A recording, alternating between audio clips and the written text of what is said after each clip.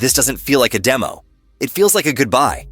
Because what you're watching right now might be the most capable version of Atlas we'll ever see. Not the most useful, not the most commercial, the most free.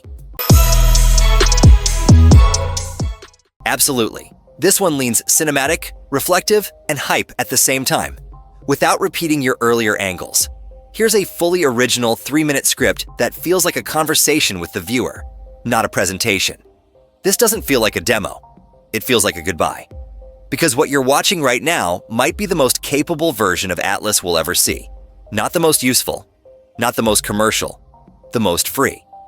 Boston Dynamics just released Atlas Airborne. And if you were expecting a product preview or some clean factory floor showcase, this isn't that. This is the research Atlas stepping back into the spotlight one last time before the enterprise era takes over. No pitch, no roadmap, just movement. And wow, look closely at how Atlas moves. Not the jumps. Everyone talks about the jumps. Look at the in-between moments. The weight shifts, the hesitation before landing, the way it recovers when things don't go perfectly. That's not choreography. That's understanding. Atlas isn't executing a list of commands. It's managing balance, momentum, and contact all at once, like one connected sense. That's why it feels less like programming and more like instinct. For years, robots were trained like this. Arm does arm things. Leg does leg things.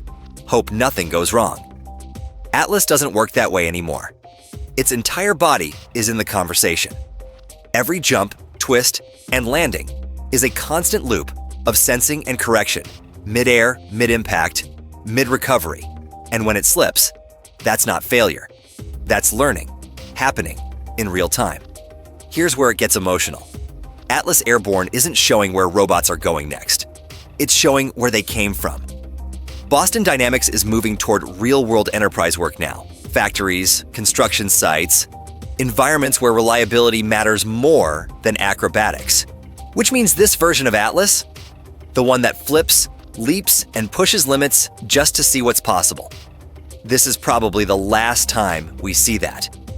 A huge reason this looks the way it does comes from Boston Dynamics working with the RAI Institute. Together, they focused on teaching Atlas how to move using its entire body, not isolated joints. That's why the motion doesn't feel stiff or pre-planned. It adapts. It reacts. It fixes itself on the fly. So yeah, this isn't just a robot doing cool things. It's the final evolution of Research Atlas. The last time experimentation came before efficiency. The moment curiosity took its final bow.